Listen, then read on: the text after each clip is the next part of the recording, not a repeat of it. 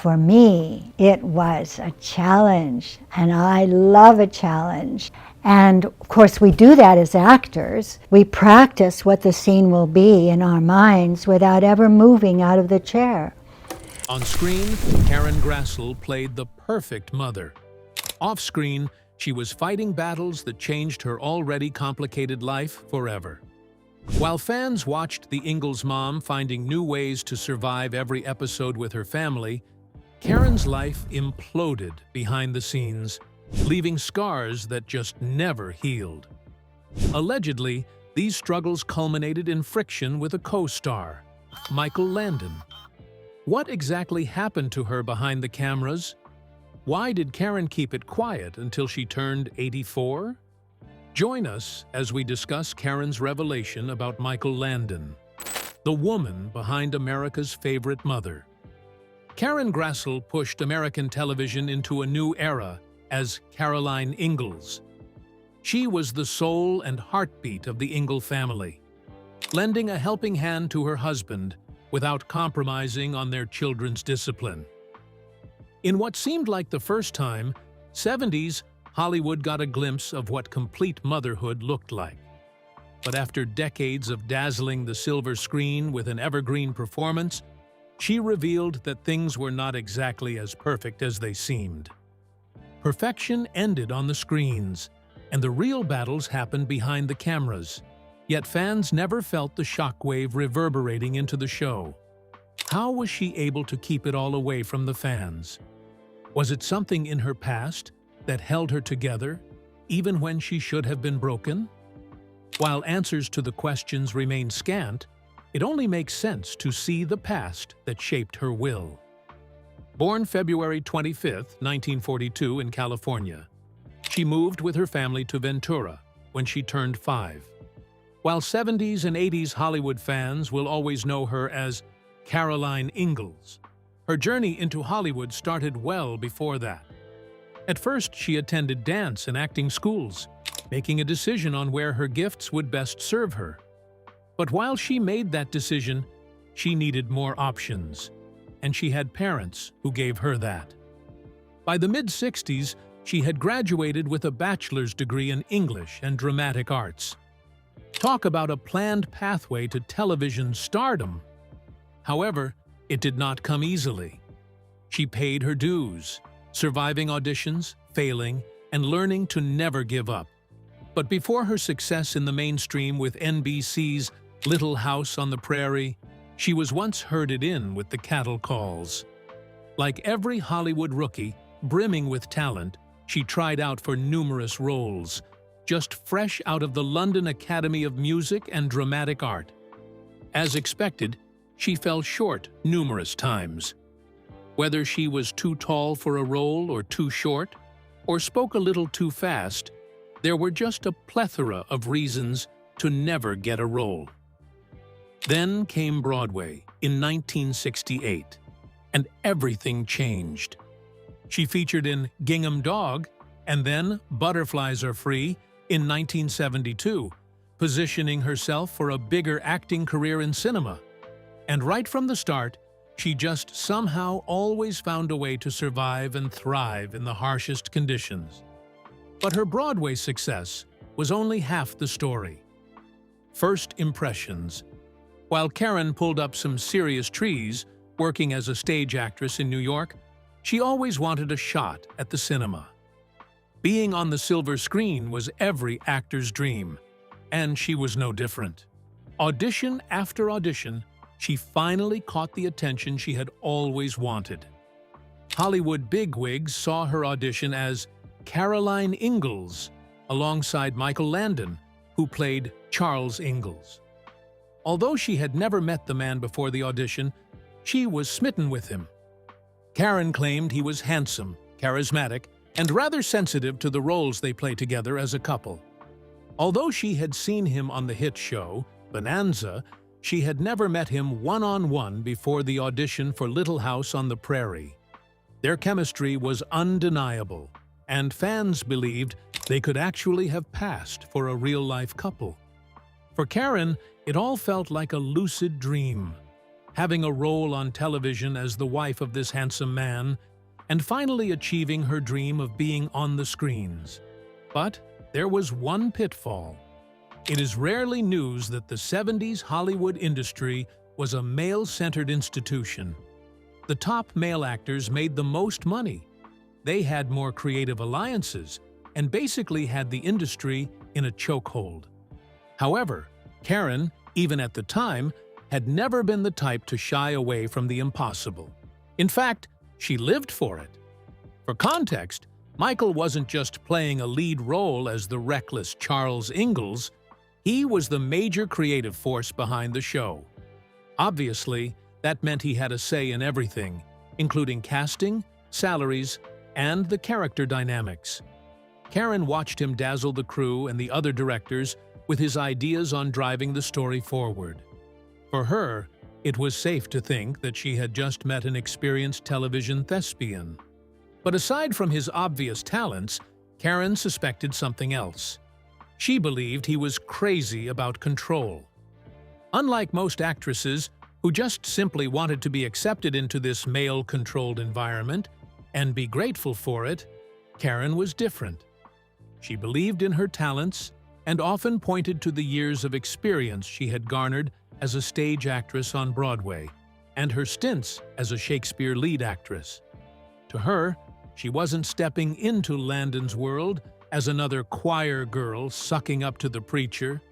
She was going to fight for equality. At the time, it seemed like a wild goose chase. One woman going up in arms against the patriarchal system of Hollywood. Nothing sounded more like a harakiri to her career than that. But did that faze her? Absolutely not. Although her plans were steady, she did not take the fight to Michael head-on. First, she bled herself into the role of Caroline Ingalls, made a name for herself on television, and became an irreplaceable part of the show. But as her fame rose, she wanted parity. How did Michael respond to that? Boys will be boys. In any era, work is most often rewarded with profit, and Karen did not feel she was getting enough.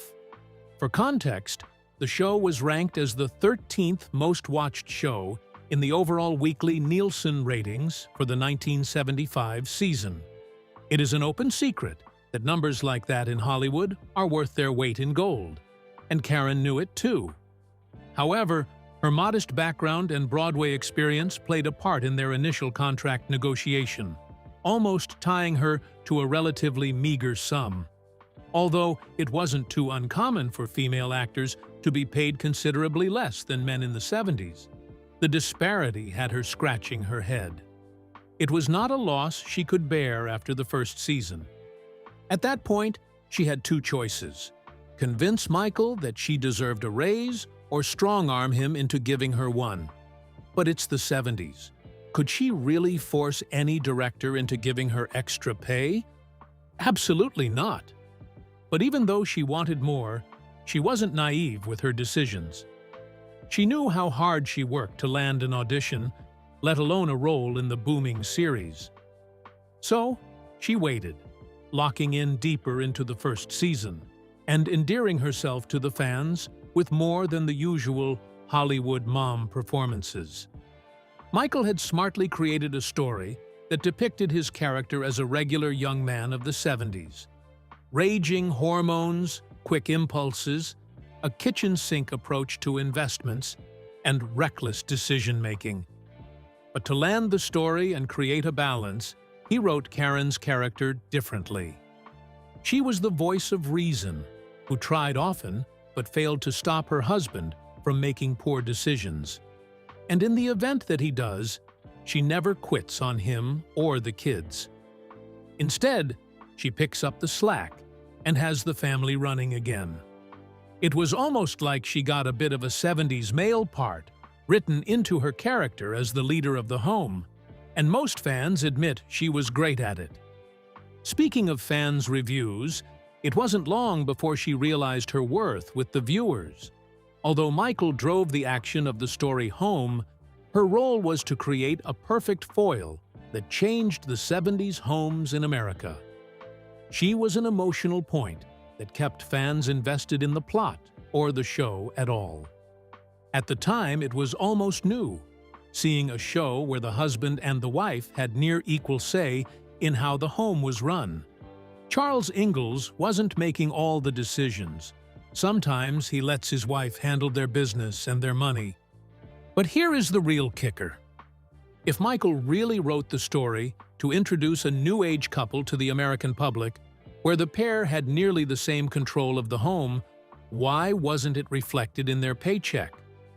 Although unconfirmed, some sources reported that Michael made at least $100,000 per episode at the time.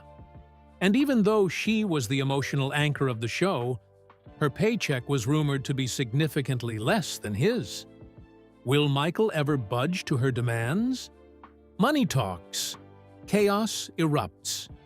It is rarely a secret that the movie industry is as cutthroat as it gets, especially when the cast members want more money.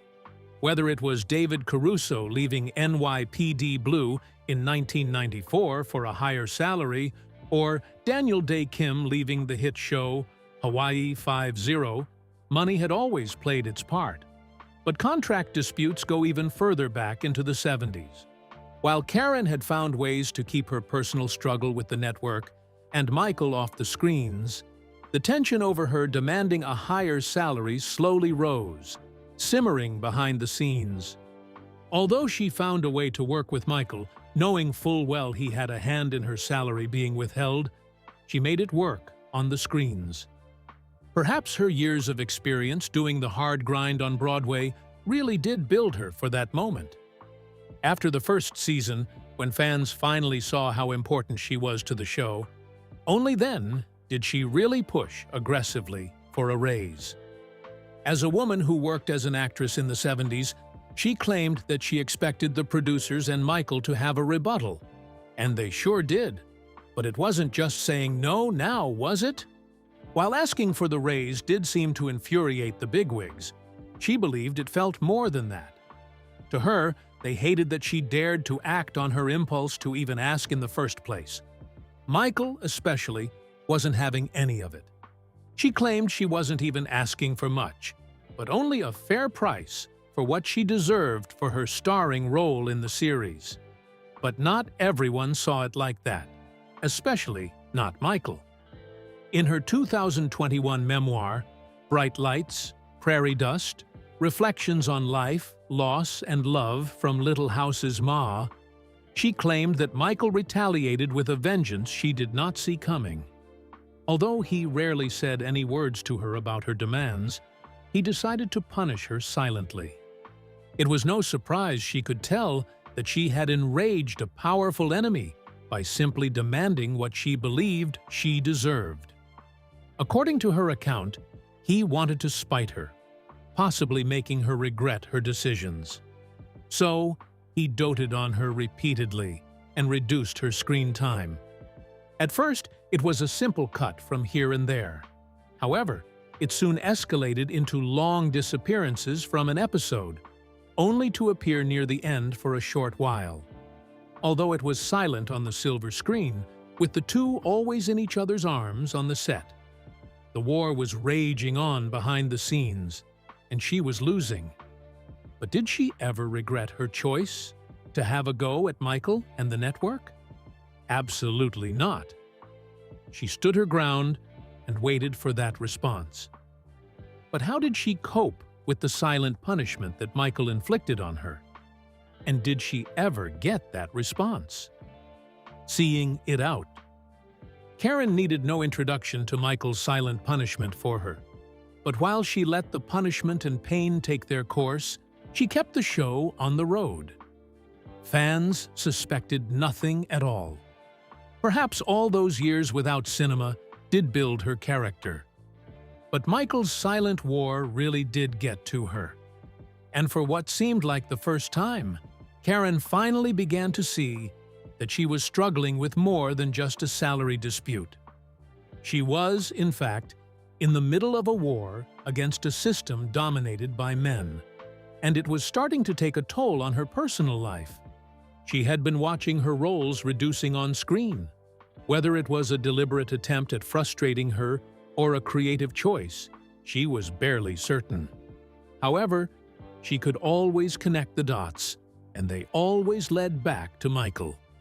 Just like that, everything she had built over the years was starting to crumble right under her nose because she dared to ask for a raise. Maybe someone else might drop out of this fight and let fate take the reins. But that wasn't her style. Forged in the fiery furnace of Broadway performances and cattle calls, she locked onto her positions and chose to see it out. But fighting to keep that spot without faltering was never going to be easy. According to her accounts, she was already struggling with alcoholism. The pressure of fame was not something she had accounted for, and sometimes she also felt a deep sense of neglect and isolation. Perhaps a companion might have done the trick for most people, but not Karen. So she found all the courage and support she needed at the bottom of a bottle. Since she had been dealing with alcoholism, it was almost the perfect time for her to take on that battle with Michael. She could stay sober on set, get her filming done, and drown her pain behind the scenes in a bottle. However, Michael could only fight his silent war for so long, especially as the one woman he was allegedly punishing rarely made a big deal out of it, at least not to his face. Eventually, he agreed to her terms and gave her the raise she wanted. But fans had questions about his real reasons. Did he really let her go out of the goodness of his heart?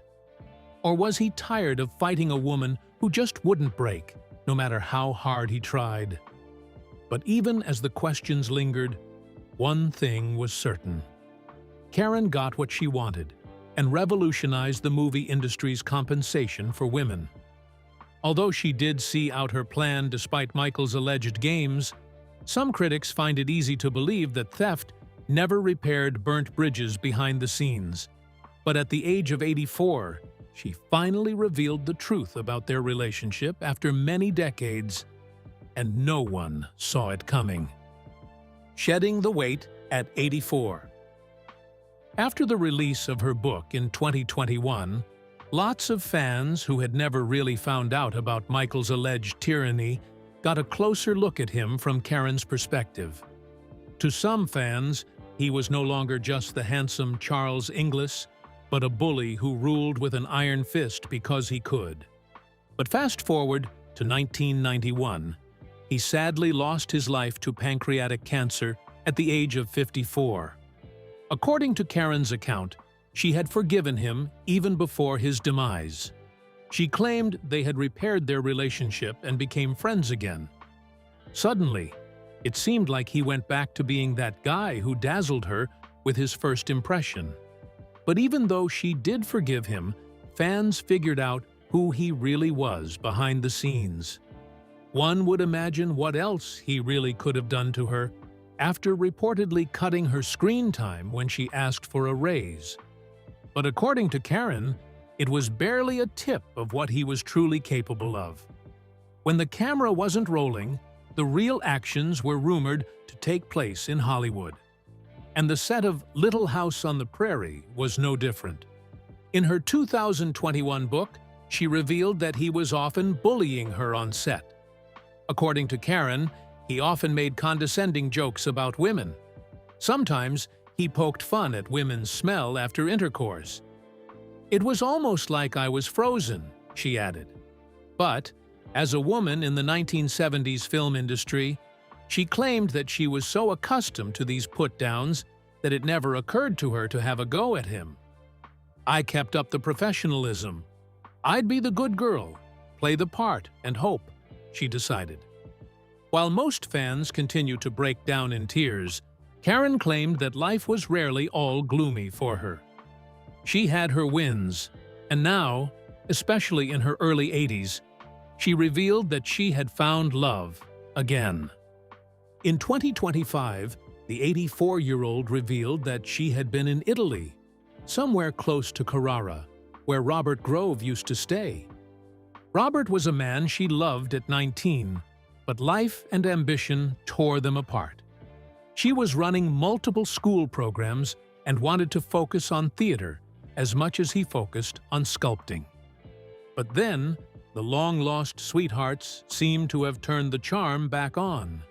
The 84-year-old admitted they were not only back together, but she also actually bought a house in Italy and plans to share her life between the United States and Italy. Maybe that is her real legacy. A woman who fought for everything she wanted, from theater to love and equal pay, and somehow made it work even when it was extremely uncomfortable. What are the chances that fans still haven't forgiven Michael Landon for hurting Karen? How do you think Karen's legacy should be defined? By her role as Caroline Ingalls or her part in Hollywood women's rights? Share your thoughts with us in the comments section. Remember to like, share, and subscribe for more. Also, click the next video showing on your screen. You will enjoy it.